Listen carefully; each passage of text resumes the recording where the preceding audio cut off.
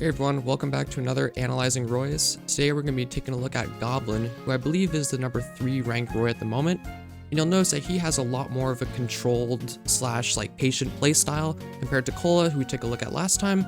And today I brought you 2 sets against, I picked specifically Zoners and Trappers, as I think they're the best characters that his playstyle really is strong against. So we're going to be starting off with a set against Aang's Toon Link. And you'll see again, like, the patience is really on display. So anyways, let's get started.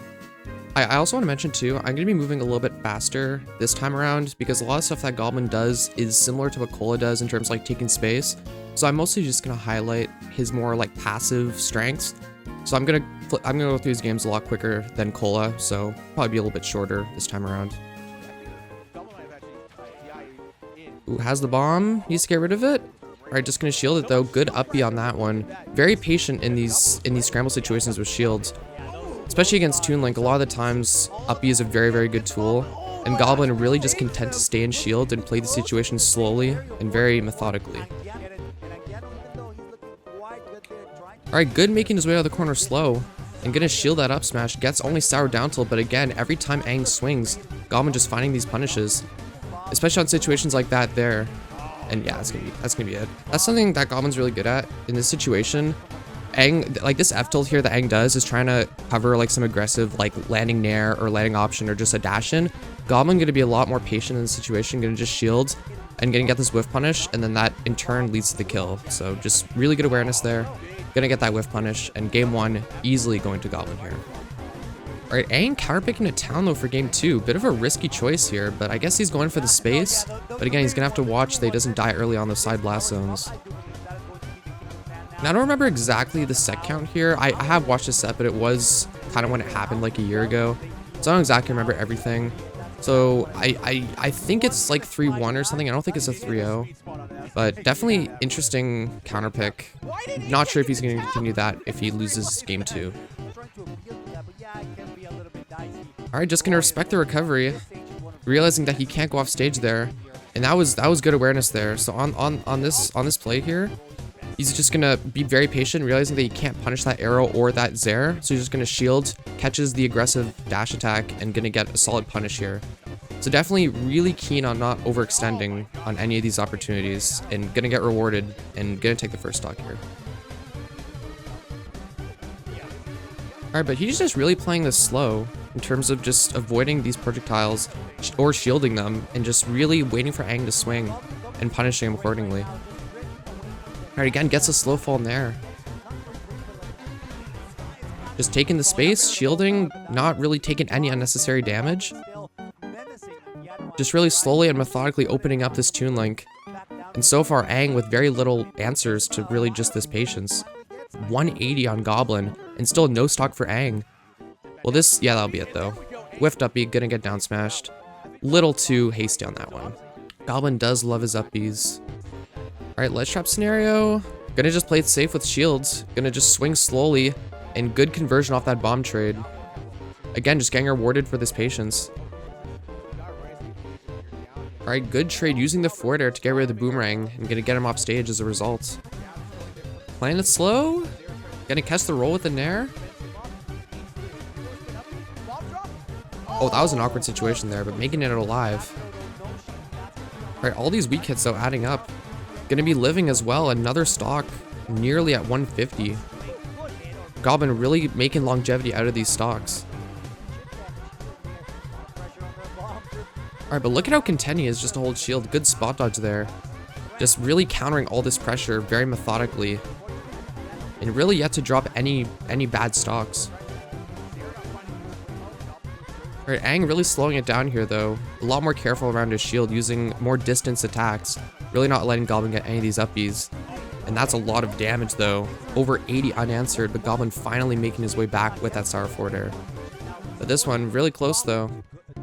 Goblin kind of lacking these explosive like conversions, but gonna be very consistent on the damage. But sometimes that is a little bit to his downfall.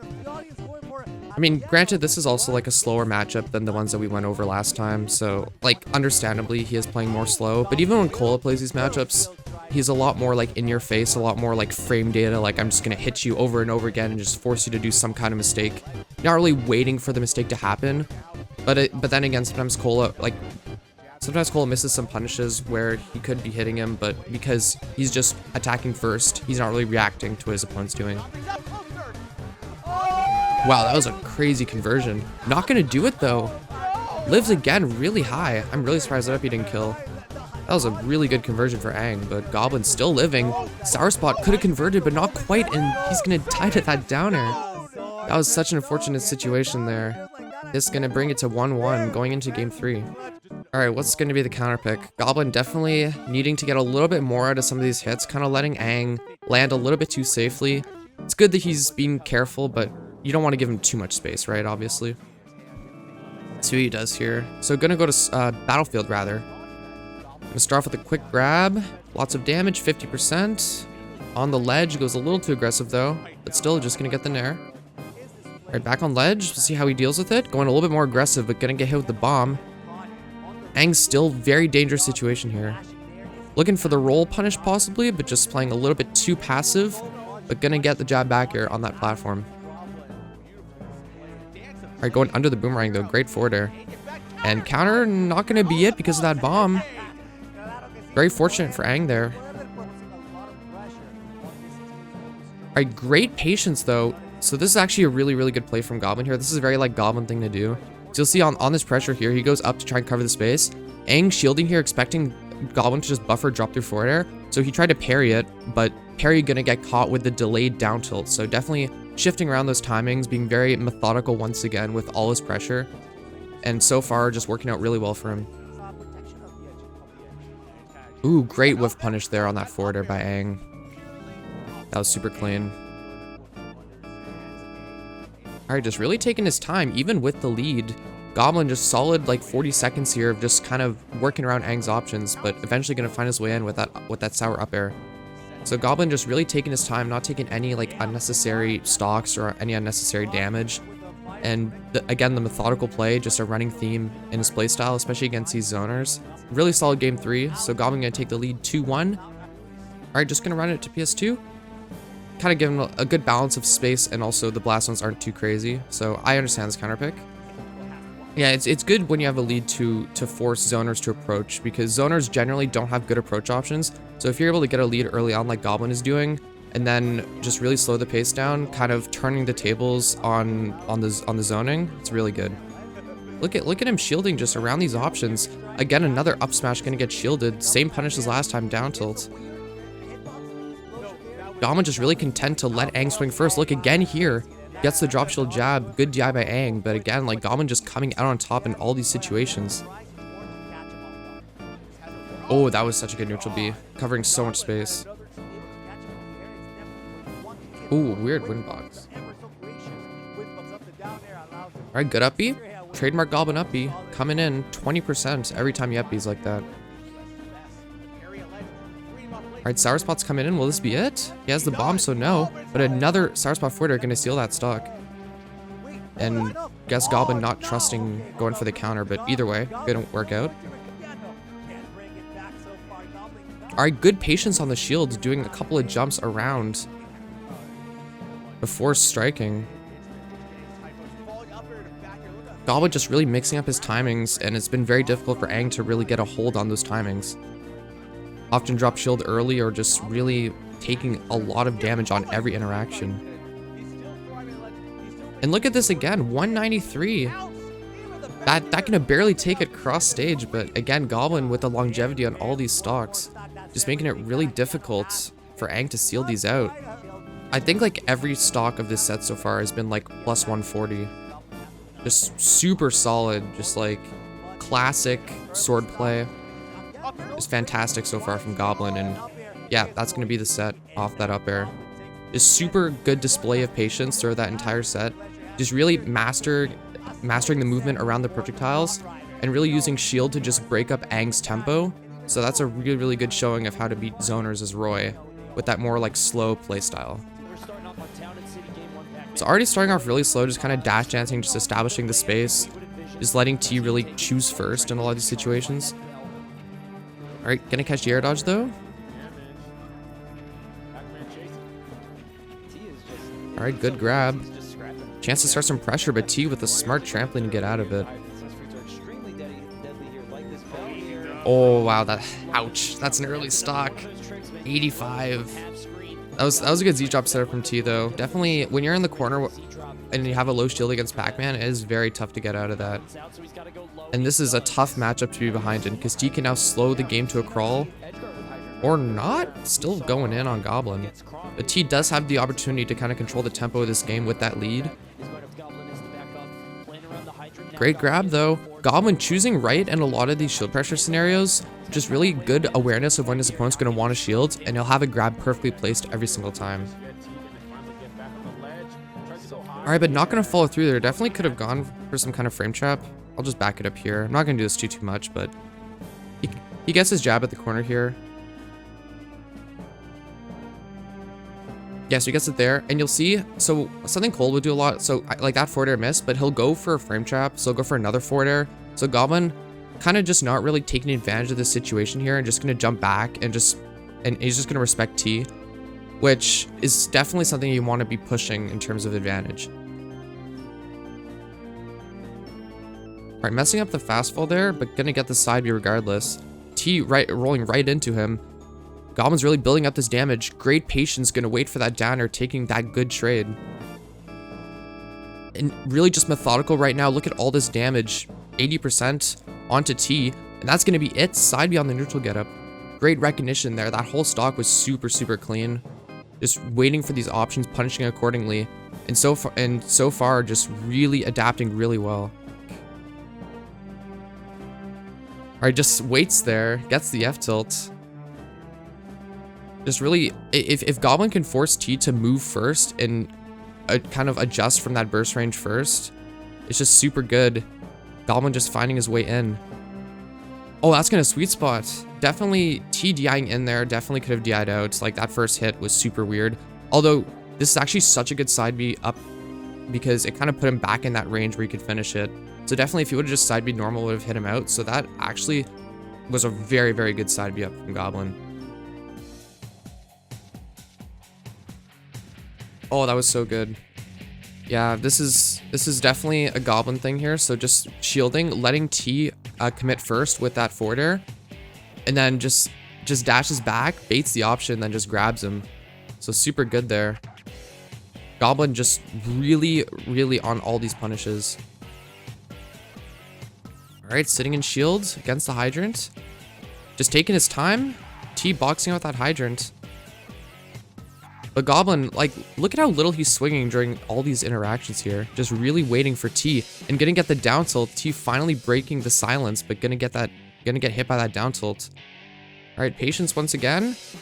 Look at this, just dash dancing. T gonna come out on top that time though. All right, look at this patience, just standing still. Less is more for Goblin right now. Keeping center stage, just really, really solid gameplay from Goblin. Look at this patience on shield here. Getting the bell, what can you do with it? Goblin just gonna play it really slow here. Definitely waiting for T to strike first here, looking for mistakes. Knows that T without bell, pretty weak at this percent. And this is a crucial stock too. Both characters definitely well beyond kill percent here. Every hit here is so dangerous, and that can be sour spot up air there. Great find from Goblin. And again, living really, really long, just forcing T to really commit to every chance to kill him. And I don't think Goblin's been hit by a single Hydrant this whole set. He's just been super locked in. Every single time T has plopped down that Hydrant, Goblin's just been using it to his advantage or just disengaging. All right, jab back here, not going to take it. Still really close here. Goblin playing it very slow, very controlled. Yep, forward air. That's going to be it. Game 2. Goblin just with unshakable patience right now. T just really struggling, not able to find those overextension punishes, and just really put in unfamiliar positions. And Goblin just taking advantage so well of these scrambles. Look at this. He's just waiting for the bell.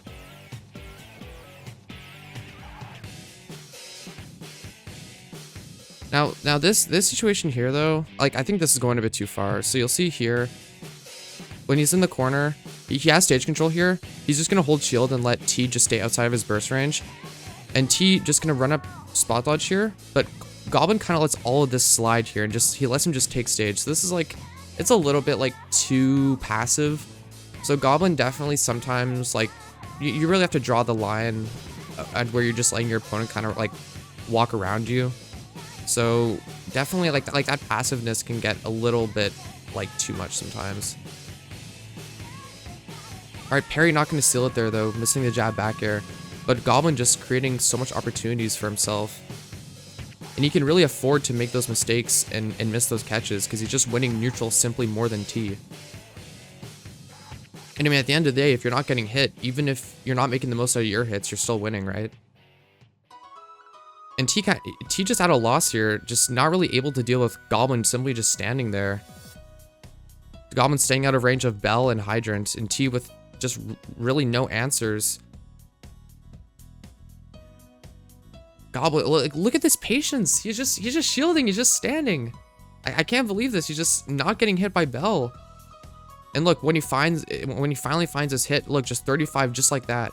And now he has him on ledge, so definitely poised to make even more like progress on this stock. I think, I'm not even kidding, I think that was literally like the first mistake he's made this entire game. Like the consistency is insane here. This is the most composed and the most locked in I've ever seen Goblin play. Alright, great weight there on the down tilt. T trying to fight back with this forwarder here. A lot of Roys after he does down tilt, they'll try and rush in and just continue to take the space. Goblin knowing that T's expecting that, so waits for the forward air and then just gonna retaliate with the nair. Just amazing awareness. T just not able to understand the pace that Goblin's going for. Another use of side B up too there as well. Definitely something I don't see nearly as much as I should is use of side B up in those situations. And this is what I mean by Goblin is like one of the best technical Roys. Like he just understands, again, like his understanding of like side B up and just like burst ranges and ways to deal with Pac Man's tools. Like this is one of the most technically impressive sets I've ever seen. And just the amount of control, like all the speed and power that Roy has, Goblin just really controlling that and really picking his battles, and it's just working out so well for him here. See what the option from T here is. Gonna be jump. Is that gonna kill? It will. Doesn't even need the back air. Goblin with the pop off. Amazing set. Just so locked in, so controlled. Really taking a more patient approach, and it definitely proving that this character has a lot in terms of patience that can be good. But yeah, I think that's about it for Goblin. Just really good patience, really good knowledge of everything that Roy has. Very technically impressive. And that's just going to be one of the best sets I've ever seen a Roy play ever. So yeah, that's going to do it. Thank you so much for watching another episode of the series. I think I'll do maybe like 2 or so more Roys, because there's not too many different ways you can play this character. But I just love the variety that all the top Roys have. So yeah, that's going to be it. Thank you so much and have a good day.